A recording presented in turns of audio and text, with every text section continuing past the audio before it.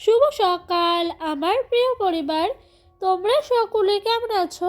আশা করছি যে যেখান থেকেই আমার ব্লগটি দেখছো সকলে ভালো আছো। তোমাদের আশীর্বাদ ও ভালোবাসার সাথে নিয়ে আজকের ব্লগটি শুরু করেছি। আজ হলো শুক্রবার, এখন বাজে ঘড়ির কাঁটায় ঠিক সকাল 8টা। আজ জানো তো ঘুমের থেকে উঠতে অনেকটাই লেট হয়ে গেছে। কারণ কি জানো তো, কালকে না অনেক রাতে ঘুমিয়েছি। তার সাথে ডোডোর পাপা গেছিল একটু ক্লাবের পুজোর জন্য বাজার করতে। অনেক রাতে বেরিয়েছিল এবং আস্তে আস্তে ভোর রাত হয়ে গেছিল। সেই কারণে জানো তো ওই আসছে কিনা এই করতে করতে আমার না অনেকটা রাত হয়ে গেছিল ঘুমোতে ঘুমোতে। প্রায় তোমার 4:30টার দিকে ঘুমিয়েছি। আর এদিকে সকালে উঠতে উঠতেও লেট হয়ে গেছে। তবুও কি করা যাবে, সকালে উঠে দেরি করে সংসারের কাজগুলো তো আমাকে সময়ের মধ্যে সারতে হবে, তাই না বলো? বাড়িতে ছোট বাচ্চা আছে, ওকে তো সময়ের মধ্যে ওকে খাবারটা দিতে হবে। জানো, দেরি হয়ে গেলে ঘুম থেকে উঠতে আমি কি করি, সকালে উঠে আগে সবার আগে একটা রুটিন মেনটেন করি যে এই কাজগুলো আজকে আমি এই সময়ের মধ্যে শেষ করব। তো সকালে উঠে ওইটাই করেছি। আজকে আর প্রথম থেকে ব্লগটা শুরু করা হয়নি, কারণ অনেকটাই তাড়াহুড়ো ছিল কাজে, সেই কারণে। ঘর থেকে বাসন কোসন বের করার আগেই আমি কিন্তু সবার প্রথমে ঘরগুলোকে ঝাঁট দিয়ে দিয়েছি, ভালো করে দুয়ার ঘরে মারুলি দিয়ে দিয়েছি। তো আমি এভাবে যেন আস্তে আস্তে কাজগুলোকে কিন্তু সামলে নেওয়ার চেষ্টা করছি। আর সকালবেলা চোখ মেলতেই দেখি অনেকটাই বেলা হয়ে গেছে, তাই আর দেরি না করে ঝটপট উঠে পড়লাম।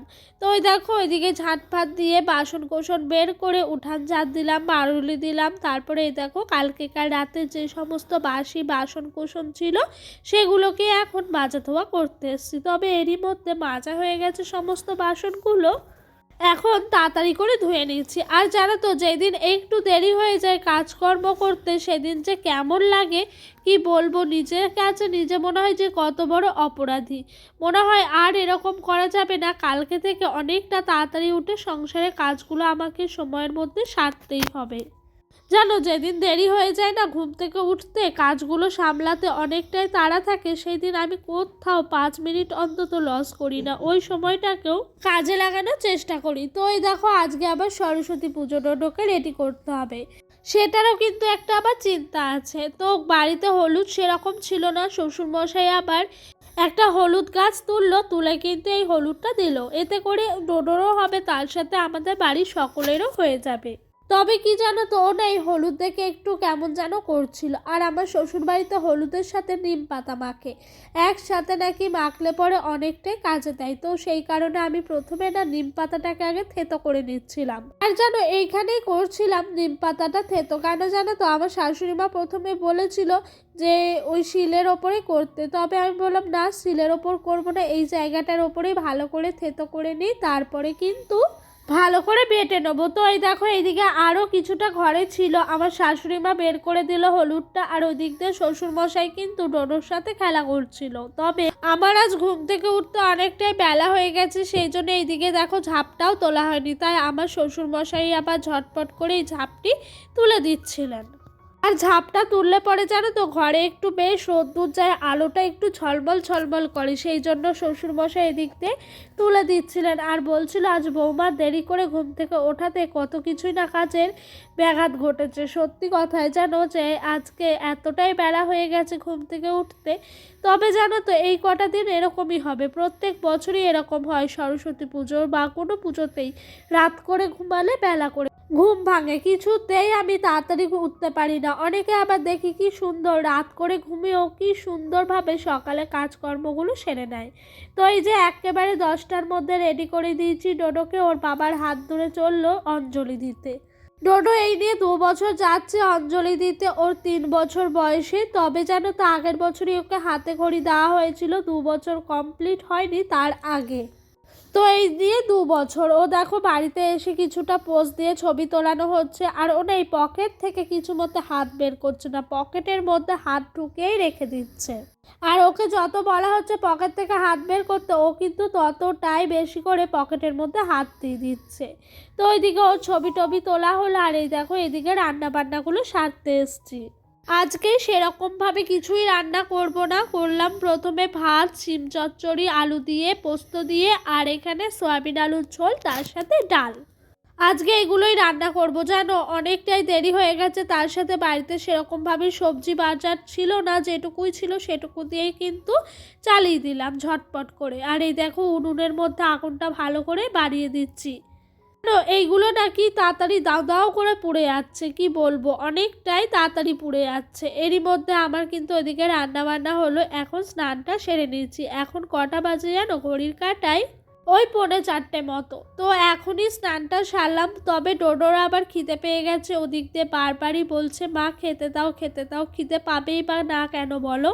জানো এতটা তাড়াতাড়ি করাতে কিন্তু আমার অনেকটাই তাড়াতাড়ি করে এই কাজগুলো হলো মোটামুটিভাবে, না হলে কিন্তু আরও বেলা হয়ে যেত। যেহেতু সংসারের সমস্ত কিছু একা হাতে সামলাতে হয়, সেহেতু কিন্তু সময় মেনটেন না করতে পারলে একেবারে অনেকটাই লেট হয়ে যায়। তবে আজকে আবার শ্যাম্পু করেছি, সেই কারণে জানো তো আরও একটু বেশি করে দেরি হলো। এইদিকে তারটার মধ্যে মেলে দিলাম, আর মাঠের দিকে গেলাম না, এতটা বেলা হয়ে গেছে। আর একটুখানি পরই কিন্তু অন্ধকার ঘনিয়ে আসবে, সেই জন্য জামা কাপড়গুলো তুলতে হবে। ঘরে সেই সববার আগে ঠাকুর প্রণাম করে নিলাম। তারপরে এই দেখো ওই যে শিম চচ্চড়ি করেছিলাম বললাম না আলু দিয়ে, সেটা নিয়ে নিয়েছি। আর এদিকে সয়াবিন আলুর তরকারি ছিল কিছুটা, আর ছিল কিছুটা মুসুর ডাল। এগুলোই ছিল জানো। বাড়ির সকলের এখন খাওয়া হয়ে গেছে, আমি একদম শেষে বসেছি খেতে। তো আর কি করব, বাড়ির বউদের তো আগে খাওয়া যায় না, সকলে খাওয়ার পর শেষ পাতে বসতে হয়, এটাই নিয়ম জানো। তো খাওয়া দাওয়া হওয়ার পর বসেই ছিলাম একটুখানি। তবে ডোডোর পাপা বলছে আমাদের বাড়ির কাছে তো হাট বসছে আগের সপ্তাহ থেকে, চলো কিছু নেই বা না নেই হাট থেকে একটু ঘুরে আসি।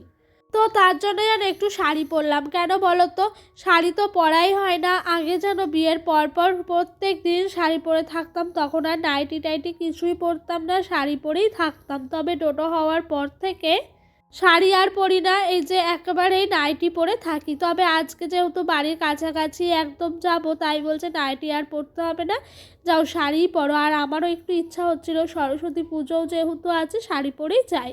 তো এতটাই বেলা হয়ে গেছিলো বলে স্নানটা সেরেই কিন্তু ঠাকুর নমস্কার দিয়ে ডোডোকে খাওয়াতে বসে পড়েছিলাম।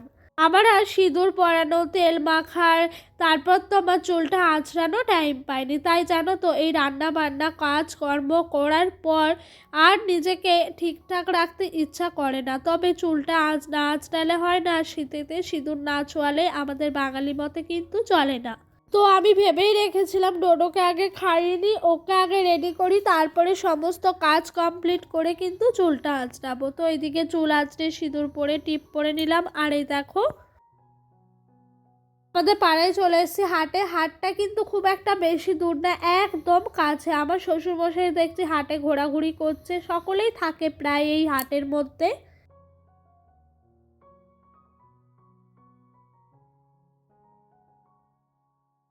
খুব একটা বড় নয় হাটটা, তবে ছোট, তাও কিন্তু হাটে বেশ লোকজন জমজমাটি হয়েছে, মেতে উঠেছে হাটটা একরকমভাবে বলতে পারো। আর জানো তো হাটের মধ্যে মানুষ না সকলেই কিছু না কিছু কিনেছে। তবে জানো তো ডোডোর পাপার জন্য আমি একটা প্যান্ট পছন্দ করেছিলাম, তবে ওই প্যান্টটা ওর কোমরে আসবে না, সেই কারণে নিলাম না। 150 টাকা মতো দাম চাইছিল, বেশি দামও নাই গো এই হাটে। তবে কি জানো তো হাটে শাড়িই বসেনি। আমি ওনাদেরকে বলছিলাম যে হাট মানেই হয় শাড়ি, সমস্ত কিছু, সেরকমভাবে তো কিছু নাই, মোটামুটি আছে। তো যিনি আমাদের পাড়ার দাদা বসিয়েছেন হাটটা, তো তিনি বলছিল যে প্রথম প্রথম এই ওটা দিয়েই শুরু করলাম, তবে যদি হাটটা অনেকটা দিন চলে এবং আরও ভালো ভালো হয়, তবে আরও মানুষকে নিয়ে এসেই হাটে বসাবো। তো যাই হোক, যতটুকুই হোক পাড়ার মধ্যে বসেছে বলে কথা, যে যেমন পাচ্ছে নিজেদের প্রয়োজনীয় জিনিসগুলো নিয়ে যাচ্ছে। তবে আমাদের প্রয়োজনীয় ওইটাই ছিল, তবে না হলো না, সেহেতু সাইজে এলো না। তো আর কি করব, বাড়ি এসে চুপচাপ বসেছিলাম। তারপর ভাবছি না, বসে থাকলে হবে না, এই যে জামা কাপড়ে এই ঝুড়িটার মধ্যে রাখি, এটা কিন্তু প্রচুর নোংরা হয়ে গেছে। এটাকে একদম সব বের করে ভালো করে পরিষ্কার করে আবার সুন্দর করে গুছিয়ে রাখতে হবে। তাই জানো তো অনেকটা সময় নিয়ে এই কাজটা করছিলাম। তবে এই পুজো কটা দিন কিন্তু ঘরের একদম হাল বেহাল হয়ে থাকবে। এখানে এই পরে আছে, ওখানে ওই জামা কাপড়, এরকম কিন্তু হতেই থাকে, যেহেতু আমাদের একটাই ঘর সেই কারণে। তো যতটুকু পারি আমি যেন গুছিয়ে রাখার চেষ্টা করি। অগোছালো আমার একটুও পছন্দ হয় না। ঘর দুয়ার গুছিয়ে পরিপাটি করে রাখাটাই সবথেকে বেশি ভালো লাগে। তো বাড়ি আসার পরই আমার শাশুড়ি মা বলছিল আজকে আর তোমাকে রুটি করতে হবে না, কষ্ট করে আজকে কিছুটা চালের গুঁড়ো আছে ঘরে, সেই চালের গুঁড়োটা দিয়ে একটু সরা পিঠে বানিয়ে দিই তোমাদের সকলকে। তো আমিও ভীষণ খুশি। আর আমার শাশুড়ি মায়ের হাতে সরা পিঠে খেতে ভীষণ টেস্টি লাগে জানো। তো এই দেখো আমার শাশুড়ি মা কি সুন্দর করে সরা পিঠেগুলো করছিল আস্তে আস্তে বসে বসে। তবে জানো আমার শাশুড়ি মা একা থাকে না, শ্বশুর মশাইও কিন্তু থাকে। তো আজকে মানসী বনুর কোনো কমেন্ট পাইনি, কালকেও পাইনি, অনেকটা খারাপ লাগছিল। তুমি কি আমার ব্লগ দেখো না?